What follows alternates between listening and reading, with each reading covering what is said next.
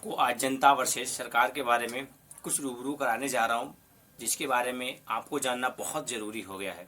जैसे कि जब कोई चुनाव आता है तब किसी राज्य में तो वहाँ की बहुत सी चीज़ें सस्ती हो जाती हैं। जैसे कि पेट्रोल के दाम बहुत कम हो जाते हैं, गैस सिलेंडर में बहुत सी गिरावट आ जाती है, वहाँ की सब्जी, वहाँ के दाल चावल, रोज़मर्रा की ज़िंदगी में बहुत सी कमी आ जाती हैं और सरकार नए नए दांव पेच खेलती है।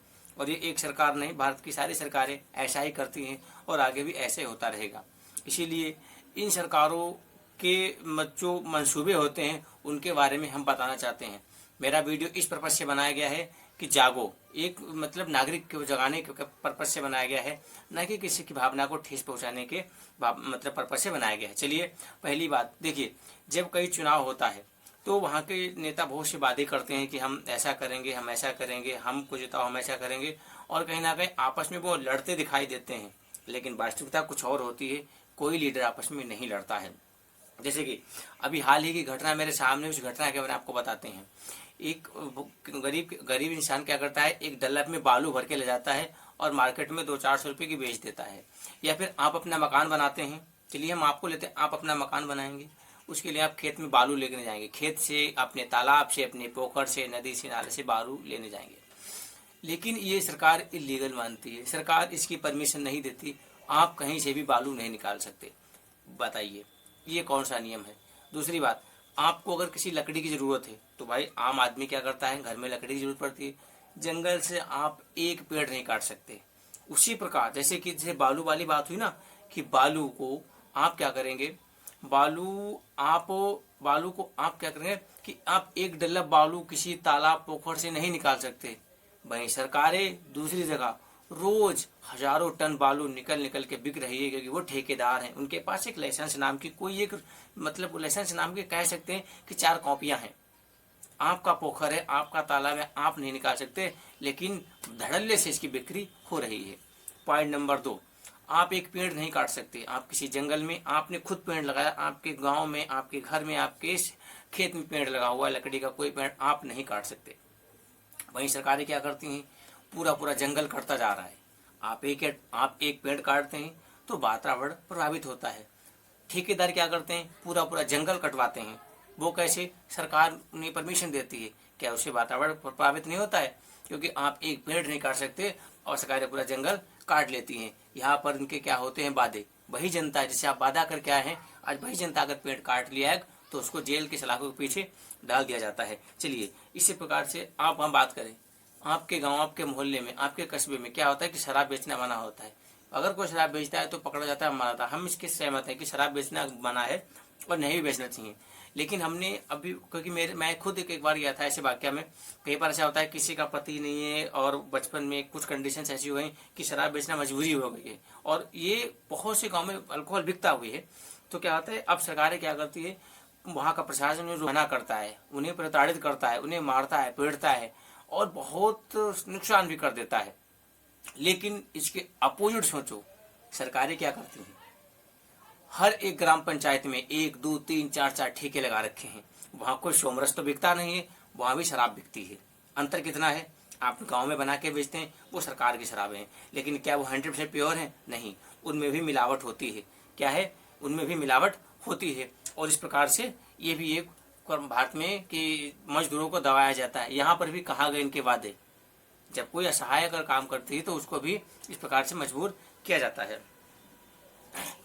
पॉइंट नंबर तीन क्या है, आप अपने खेत से मिट्टी उठाना चाहते हैं। एक आया था 1937 का एक्ट था, 1937 का एक्ट है। उस एक्ट के मुताबिक आप अपने खेत से 1 मीटर से 2 मीटर के बीच मिट्टी निकाल सकते हैं, और ये इलीगल नहीं है। आप अच्छे से अपने घर की पटाई या कहीं मिट्टी ला सकते हैं।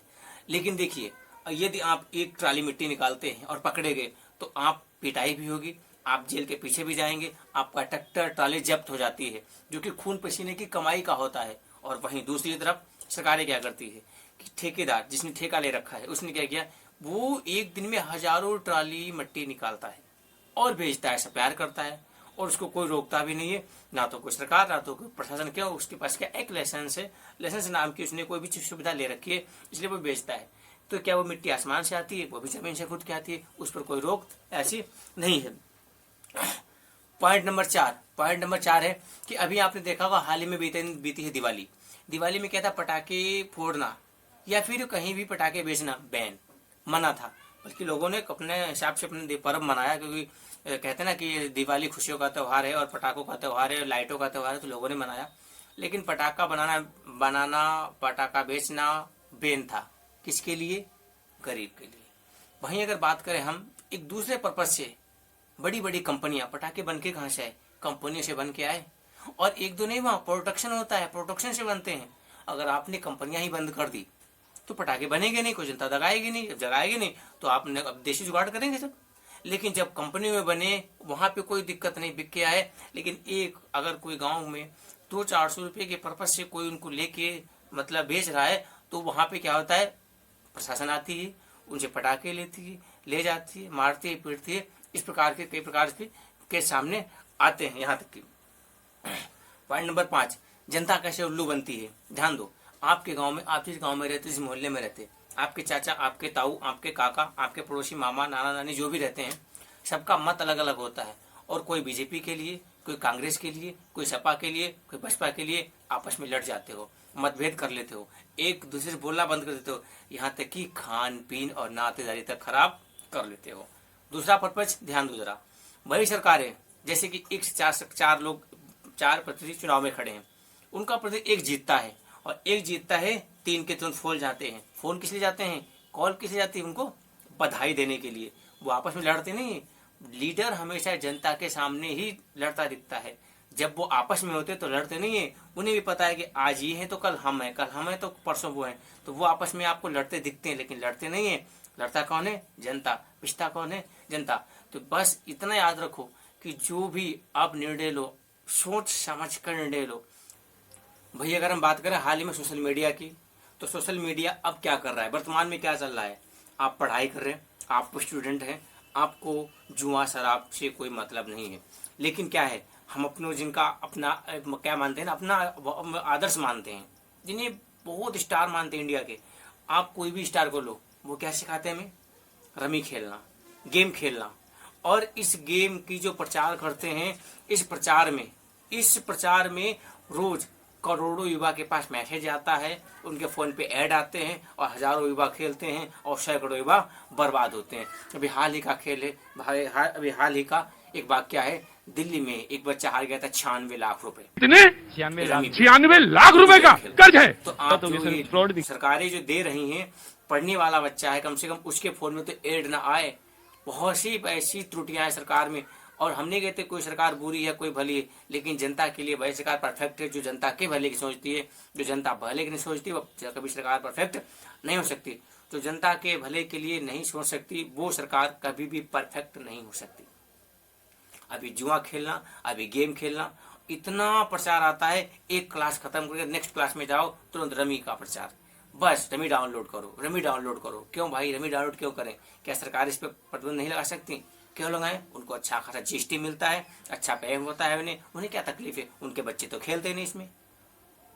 इसमें कौन पिसता है? गरीब घर का बच्चा, और जो इस बात को जानता तक नहीं है, और जब तक वो समझता है तब तक उसकी जिंदगी बर्बाद हो चुकी होती है। तो सरकारें हमेशा जनता को उल्लू बनाती आई हैं, जनता उल्लू बनती है और बनती ही रहेगी। सरकारें हमेशा जनता को उल्लू बनाती आई हैं, जनता हमेशा उल्लू बनती है और बनती रहेगी, जब तक हर एक इंसान अपने बारे में सोचेगा नहीं।